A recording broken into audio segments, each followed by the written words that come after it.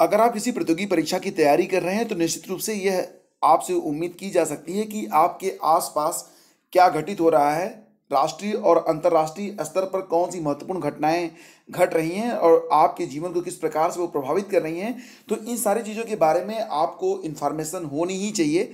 और इसीलिए फ्रेंड्स, हर प्रतियोगी परीक्षा में करंट अफेयर्स और जनरल अवेयरनेस के बहुत सारे प्रश्न पूछे भी जाते हैं। तो फ्रेंड्स, बहुत समय से यह श्रृंखला हमारे इस स्टडी विज्ञान प्रकाश चैनल पर चल रही थी। बीच में ये श्रृंखला कुछ समय के लिए ब्रेक कर दी गई थी, लेकिन अब इसे फिर से शुरू किया जा रहा है। तो यानी कि कुल मिला के यह दूसरा पार्ट होगा इस करंट अफेयर्स का। और उम्मीद करता हूँ कि ये सारे प्रश्न आपके लिए बहुत ही उपयोगी सिद्ध होंगे, आपके जनरल अवेयरनेस के लिए भी और साथ ही साथ प्रतियोगी परीक्षाओं के लिए भी।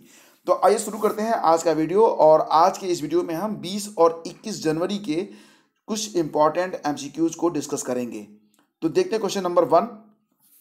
रक्षा विनिर्माण नवाचार केंद्र का दूसरा केंद्र किस शहर में स्थापित होगा? तो फ्रेंड्स, प्रश्न से ही स्पष्ट है कि इसका पहला केंद्र स्थापित हो चुका है और इसकी स्थापना हुई है कोयम्बटूर में। और ये इसका जो दूसरा केंद्र है वो बनाया जा रहा है नासिक में। यानी कि इसका सही जवाब होगा ऑप्शन ए। आपको एक एडिशनल इन्फॉर्मेशन मैं दे दूं कि 8 जनवरी 2019 की एक खबर ये थी कि रक्षा क्षेत्र में सूक्ष्म लघु और मध्यम उद्यमों, जिसको कहते हैं आप एमएसएमईएस, की स्थापना के लिए सरकार ने कोयम्बटूर में रक्षा विनिर्माण नवाचार केंद्र की स्थापना के लिए 20 करोड़ रुपए स्वीकृत किए थे। और इसी के बाद अब नासिक में इसका दूसरा केंद्र स्थापित किया जाएगा, जिसके बारे में स्वीकृति प्रदान कर दी गई है। तो बहुत ही इंपॉर्टेंट है ये। इसका सही जवाब होगा ऑप्शन ए, नासिक। ठीक है, नेक्स्ट क्वेश्चन देखते हैं। हाल ही में संपन्न आसियान देशों और भारत के पर्यटन मंत्रियों की बैठक, ये 7वीं बैठक थी, याद रखिएगा, किस देश में संपन्न हुई है? और फ्रेंड्स, इसका सही जवाब है ऑप्शन डी, यानी कि यह जो बैठक हुई है वो वियतनाम में संपन्न हुई है। यहाँ पर कुछ और भी इंपॉर्टेंट पार्ट्स हैं और इंपॉर्टेंट चीज़ें हैं जिसके बारे में आपको जानना चाहिए। आपको मैं बता दूं कि केंद्रीय पर्यटन मंत्री केजे अल्फोंस वियतनाम के हालोंग शहर में आसियान देशों तथा भारत के पर्यटन मंत्रियों की 7वीं बैठक में शामिल हुए थे। आसियान, इसका फुल फॉर्म भी कभी कभी पूछा जाता है, नहीं भी पूछा जाता तब भी आपको पता होना चाहिए। फुल फॉर्म इसका होता है association of south east Asian Nations. दक्षिण पूर्व एशियाई देशों का यह समूह होता है जिसको आसियान नाम दिया गया है। इसका जो हेडक्वार्टर है वो इंडोनेशिया की राजधानी जकार्ता में है। स्थापना हुई थी 8 अगस्त 1967 को। आपको ये भी बता दें कि वर्तमान में Brunei, Cambodia, Indonesia, Laos, Malaysia, Myanmar, Philippines, Singapore, Thailand और वियतनाम इसके सदस्य देश हैं और इसके अध्यक्ष हैं ली सिन लूंग। ठीक है, याद रखिएगा इसको। और चलते हैं अब हम अगले प्रश्न पर। अगला प्रश्न देखते हैं, ये भी इंपॉर्टेंट है। भारतीय सिनेमा के राष्ट्रीय संग्रहालय को किस शहर में खोला गया है? तो याद रखिए, काफ़ी महत्वपूर्ण है ये। भारतीय सिनेमा के राष्ट्रीय संग्रहालय को मुंबई में इसका उद्घाटन किया गया है भारतीय प्रधानमंत्री श्री नरेंद्र मोदी जी के द्वारा जनवरी 2019 में। और इसको एनएमआईसी के नाम से भी जाना जाएगा, एनएमआईसी। ग्लोबल रिस्क रिपोर्ट 2019 जारी करने वाला समूह कौन सा है? तो फ्रेंड्स, इसका सही जवाब है ऑप्शन ए। अब एक बात मैं आपको यहाँ पर और भी बता दूं कि अभी तक जितने भी इंडेक्स जारी होते हैं तो उसमें आप देखते होंगे कि हर देश के लिए कोई ना कोई एक क्रम निश्चित किया जाता है, लेकिन ग्लोबल रिस्क रिपोर्ट में देशों को कोई भी इसमें वरीयता क्रम नहीं दिया जाता है। इसमें जो दुनिया की बड़ी समस्याएं होती हैं उन पर जो है एक सूची जो होती है वो जारी की जाती है। ठीक है, तो ध्यान दीजिएगा इस बात को। और वर्ल्ड इकोनॉमिक फोरम ने ग्लोबल रिस्क रिपोर्ट 2019 जारी भी कर दी है।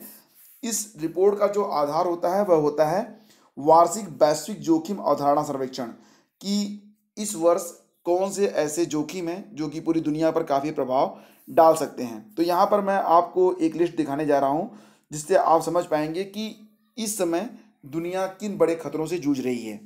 Top 5 global risk in terms of impact, यानी कि इसका सबसे भयावह परिणाम हो सकता है दुनिया में।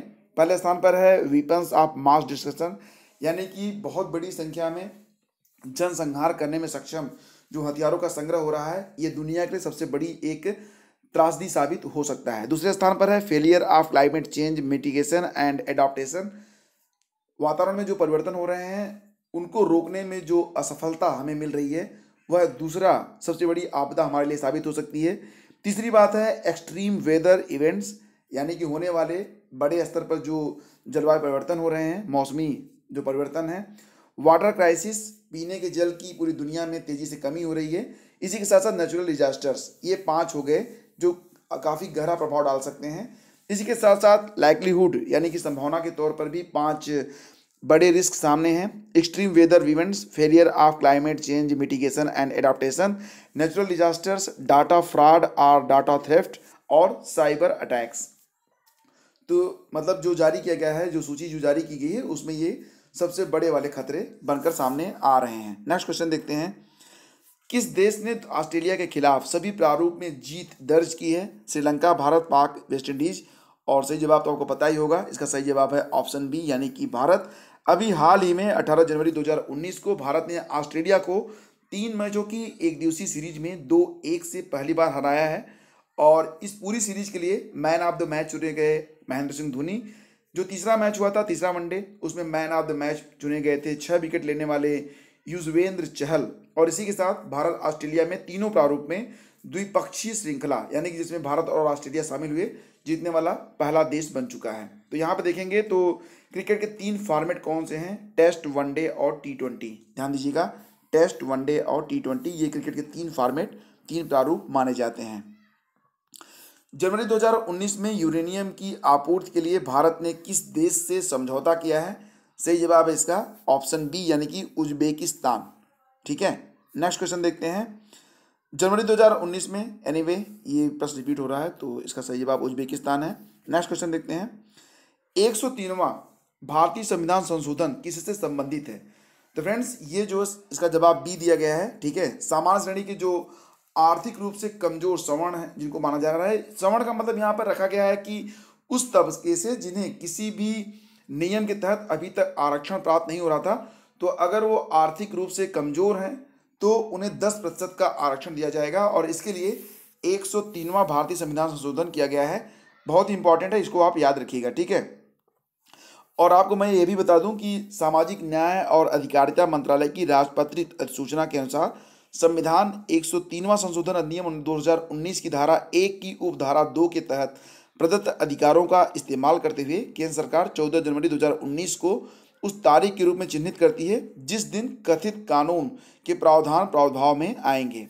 संसद ने 9 जनवरी को इस विधेयक को मंजूरी दी थी। तो फ्रेंड्स, ये थे आज के कुछ इंपॉर्टेंट करंट अफेयर्स। और ये सारी जानकारी अगर आप PDF के रूप में डाउनलोड करना चाहते हैं या फिर रेगुलर अपडेट चाहते हैं, तो इसके लिए आप हमारे एंड्रॉयड ऐप स्टडी विद ज्ञान प्रकाश को प्ले स्टोर में जाकर डाउनलोड कर सकते हैं। जो लोग चैनल पर पहली बार हैं, प्लीज़ वो चैनल को सब्सक्राइब करें और बेल आइकन को जरूर प्रेस करें।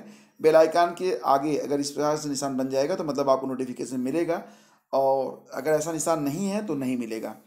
तो बहुत बहुत धन्यवाद। आप सभी के मंगलमय दिवस की ढेर सारी शुभकामनाओं के साथ आप लोगों से विदा लेता हूँ। मिलते हैं अगले वीडियो में, तब तक के लिए नमस्कार, जय हिंद।